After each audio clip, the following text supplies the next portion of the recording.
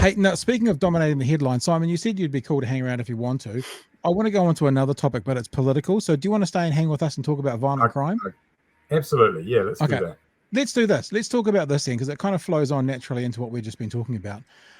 Stuff.co.nz has done some work on the violent crime gone up under Labor statement that we're hearing from National. The whole truth, has violent crime gone up under Labor? What I thought I'd do, and we can all just chill out and listen to this for 3 or 4 minutes, is play you a little bit of the audio from, I'm guessing this is sort of a podcast, a couple of their journalists are talking. And the reason I want to play this clip is what they do is they delve into the data about what crime is, and they delve into the data as to how police identify what the crime is. And then they come up with some conclusions. So let's just have a listen to this, because as you said, Simon, what's in the headlines? I think National will be attempting to put this in the headlines for the rest of the year. Either whether it's warranted or not, I think this will be one of those things, violent crime and crime in general. So let's have a listen to what they were reporting on stuff.co.nz about violent crime and what it actually means. Yeah, so this is actually one of those examples where we went back to National to say, how did you arrive at this figure? Because it's really hard to fact check something if you don't know how somebody's come to that number in the first place.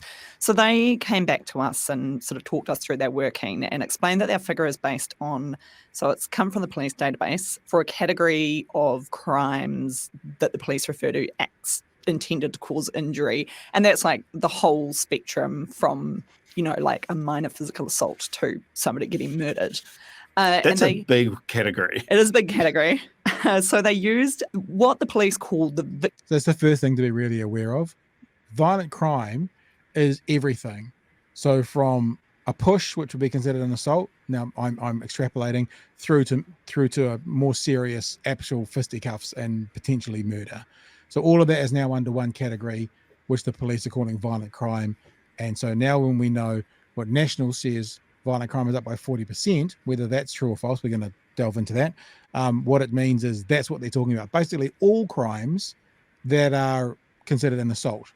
So that's where the numbers come from. Victimizations data set. So essentially, rather than counting criminals or offenders, they count the number of people who are victims. So if you have, say, an assault where 2 people get hurt or are involved, then that counts in the database as 2 victimizations. So just so we understand what we're talking about here. And they found that in 2017, which is the year that Labor took office, there were about 50,000 victimizations recorded in that year. And then in the year to October 31st in 2022, which was sort of as much data as they had at that point, that number was 57,600. They've taken that number and they've extrapolated it out to get like a full year figure for 2022 of about 70,000, which does basically clock in at an increase of 40%. They actually did their maths a little bit wrong. It's more like 38%, but it's kind of in that ballpark. But as I sort of alluded to earlier, the fact that I had to actually go and ask them, hey, how did you count it, points to not like a problem here, but just a sort of idiosyncrasy of how police record and report data in the first place. So that's kind of the nutshell of what they came to. So people are clear, and I'm not saying this in any way. People know who watch us, Simon, that we don't carry water for anybody, right? But we like to know what we're talking about. So there's a new way of counting violent crime, and it's the number of people that were impacted. So if there's one significant event that impacts 10 people, then it's counted as 10, not as 1. So they did some numbers as well later on in that conversation. I'm pretty sure if they did it by people, like by individual events, I should say, it was about an 18% increase.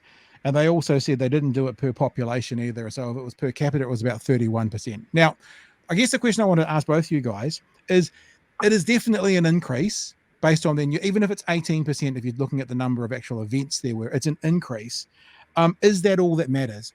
Or is it important that National gets this right as well? And what does this mean for the upcoming election? And because Simon, you're our guest, I mean, if you want to have first crack at it, you're more than welcome. I got a few thoughts about this, and one of them is you can just see the discussion inside Labor where they go, hang on, you're telling me the police have got a new way of counting violent crime that makes it look like it's much worse than it was, and they're going to put that out there and National's going to use it against us.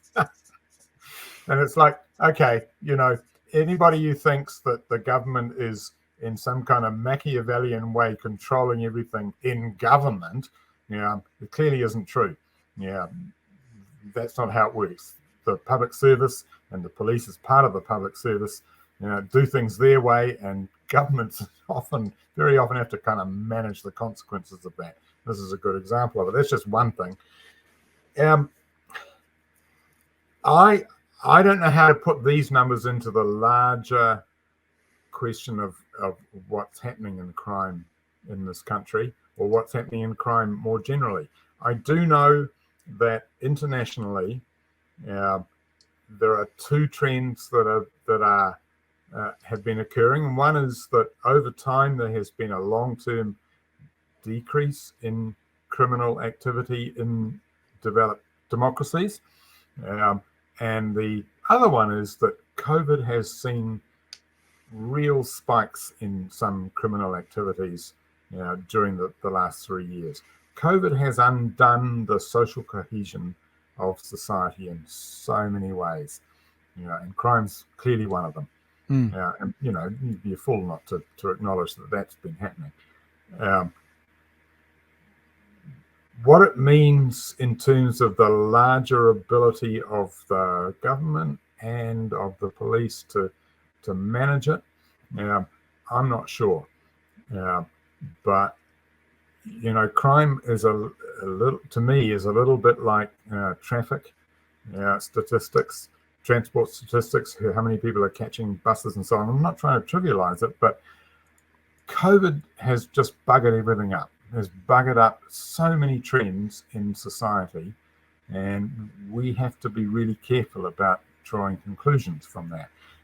And yet we're going into election year. Nobody's going to be careful about drawing conclusions. Everybody's going to be going, I'm going to draw the conclusion I want to make my political point. So, we're going to have a lot of this.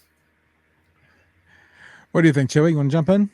I read through the story this morning, and the one thing that struck out for me is what crime is included and what isn't. Obviously, they were talking about violent crime and that sort of thing, and it's a very big bubble of how they count it. Sexual assault is not in that bubble, which I found very interesting. But yeah, it's. I mean, part of it is my pure soul just wishing people wouldn't kind of twist numbers to paint an image. And am I too innocent for an election cycle? If that is where my brain is. I was going to say there's something else that in all of this, and I don't know quite how it relates to the thing of sexual assault not being included, but most police call-outs in New Zealand are what they call family harm, right? What we used to call domestic violence, which is violence overwhelmingly to women and children.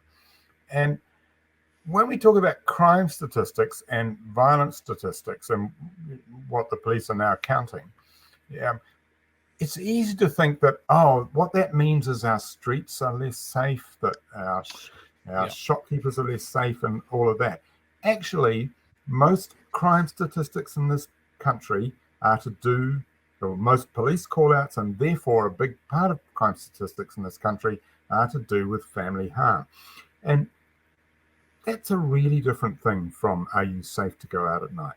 Yeah. Really, really different thing. Just so you know, that stuff also went into finding out who has had crimes, violent crimes committed against them.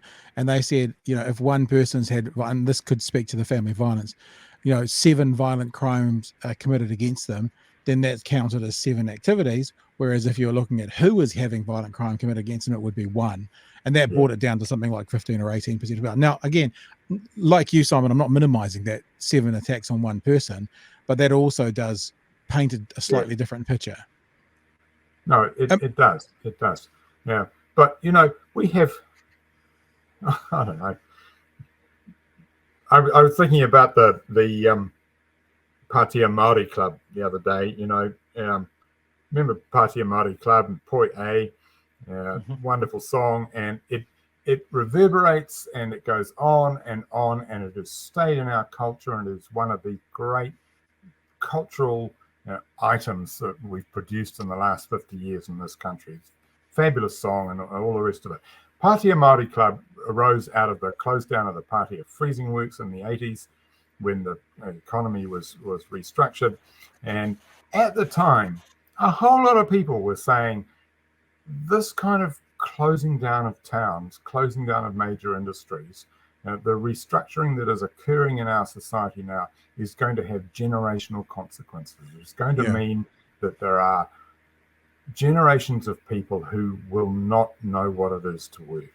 And the social consequences, the criminal consequences, all the rest of it, we're going to be living with it for decades. And, guess what? It's true. It's really true. And it goes back to what we were talking about before about, we're going to have a government informed by the Greens, or we're going to have a government informed by ACT. If you look at National and ACT right now, essentially both of them are advocating policies that mean a strengthening of the policies that have meant those intergenerational problems of social alienation, poverty, and crime. And it's, I don't know, it's really hard to see how we're going to move forward if that's the outcome of the election this year. And it's really hard to see how it makes sense to talk about crime statistics if we're not putting it in the context of we've actually created another generation of people who are alienated from society and are getting their kicks out of doing their way of fighting back, which is, terrorizing shopkeepers. And shopkeepers do not deserve to be terrorized. No, it's certainly in my job. I work in retail. We just notice that people have a shorter fuse. They go bang quicker for less reason. It's just, you're looking at 2 years of stress. I mean, if I was to take a really dystopian view, I have big concerns over National and ACT talking about, as you mentioned, really punitive policies around welfare, crime and punishment, all of that sort of thing. And the fact that we need to cool down the economy by having 700,000 people lose their jobs. That's not a great combo, in my view. So hopefully we don't go down that track. That thing of people on shorter fuses, and it's one of the other things I wrote about in my column in the Herald today, that it's really easy for people to be on that short fuse and to explode and to get super angry. And, one of the things I wrote about was that I think it's tragic that there will be no barbecue, government Prime Minister's barbecue Waitangi this year. And that also means that walkabouts in shopping malls and in the streets and at school events and so on, they're all at risk of happening. And we've done our democracy in those ways in the past, and it's been fabulous that we've been able to do that you've been able to just turn up at the local shopping mall and meet politicians. That's fantastic. If we're going to lose that because there are too many angry people around, that's a really sad and difficult thing for us, I think. And I think it means that all those people who are with any influence at all, that those angry people are listening to, people who have influence among them, and I'm not one of them, I don't think. I really hope are encouraging people to pull back, to not be so angry, to not treat politics as a blood sport, not treat it as an opportunity to lose that shit, because there's no future in that.